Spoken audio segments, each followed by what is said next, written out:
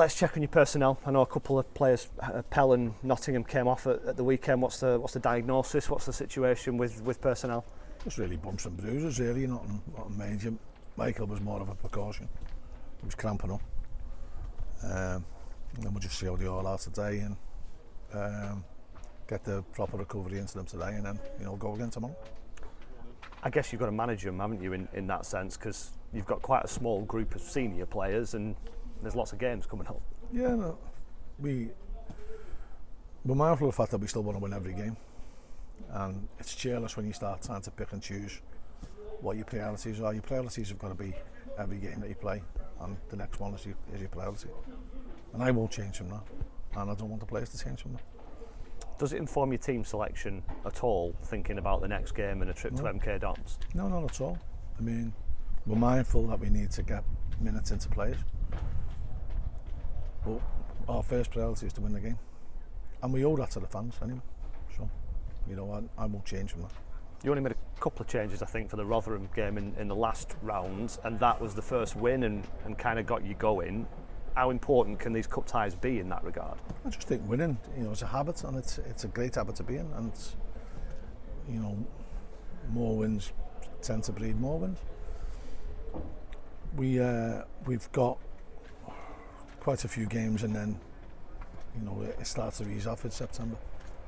Obviously, you've got the international break as well that we don't have a break in, but we lose a couple of players too, which is madness. But every game we play, it's designed to try and win and to try and make us stronger. And we have got a little bit stronger since the start of the season. It's a word that gets probably overused, momentum, but it feels like with the midweek cup win and then back-to-back home wins and then going to Crewe, you've generated that. Always reminds me of political parties, momentum. And, I just think confidence is a big thing. Luck is a massive thing. And I can't emphasise how much luck plays in football. And I think a lot of people don't. A lot of people don't appreciate how it can be. And you can play the same way and win, play the same way and lose, and it'll be a slight error here or there, not even by you, might be by somebody else, might be by an external factor that stops you winning a game or makes you win a game. But if you just said, well, it's all about luck, then you wouldn't try and improve. You've got to give yourself chances for luck to benefit you. Serendipity, what a lovely word. And you get that by working hard and trying to get yourself into positions where, the age-old thing of buying enough tickets to win the raffle, put the odds in your favour. The League Cup, whatever incarnation, whatever sponsor's name it's called, the third... Carabao, I think it's called now. The third round is the stage where the really top teams come in. How much of an incentive is it to potentially get into that draw? It'd be great if we could, but we've got to try and beat Oldham, who will be for the game as much as anybody. So we haven't had a look at the draw ever since I've been here, really, but with their cup draws. So I'm not worried about that. I'm just trying to win the game. What have you made of Oldham? On and off the pitch, it seems to be a roller coaster. Very difficult, as I said before, as I said on Saturday, I felt for Dave Artell the way he's been in with the contractual situations with some of his players and losing some players. And, Keith's probably in the same boat as that. A lot of things are out of his control. And when that happens, you've got to keep trying to motivate yourself and stay focused. While it's difficult, because there's a lot of external factors that change your focus. But 7 o'clock when the referee blows the whistle, it'll just be a game of football, and for them 90 minutes you can put that to the back of your mind, and that's what got us through it when we were going through this turmoil, years back when we were on the verge of collapse. You could put that all to bed for them 90 minutes, and I think that's what got us through.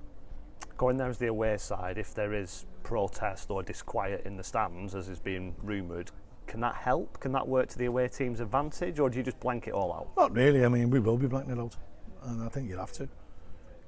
You know, we got used to playing games with no fans last year, and you can overcome anything if you put your mind to it. But we can't take our focus on trying to win the game or off trying to win the game. And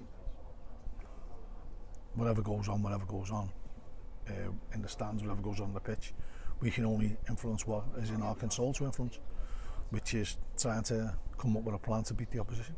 What's it been like having the fans back and kind of almost having to try and put the blinkers on and concentrate on the job in hand? It's brilliant, brilliant. You know, I know it's a real shot in the arm to the players. Our fans were outstanding on Saturday, never stopped the whole game. And when you get the win and you can now go over to them, it just feels great. You know, the thrill, it makes it all worthwhile, and hopefully there'll be more of them occasions throughout the season. And are we seeing the influence of the fans, not just on the players, as you mentioned, but on the decisions that are made and the referees and all that kind of thing? I'm not too sure about that. But, you know, we haven't been to a 20,000, 25,000. We haven't been to a Sunderland, a Ipswich or a Portsmouth yet, so,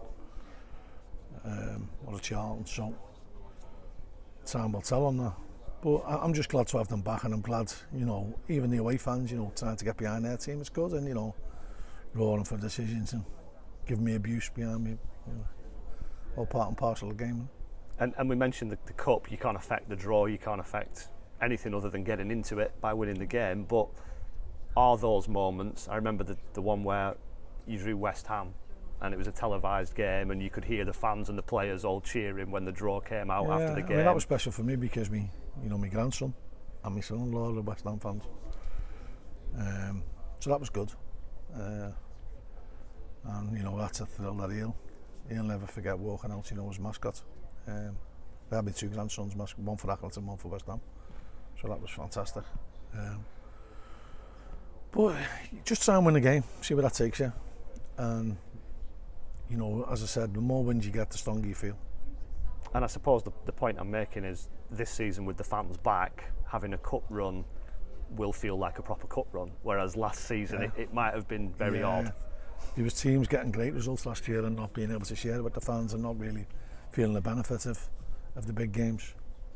That is what it is, it's gone, been and gone now, and hopefully we won't see a time like that ever again where football has to put itself on hold.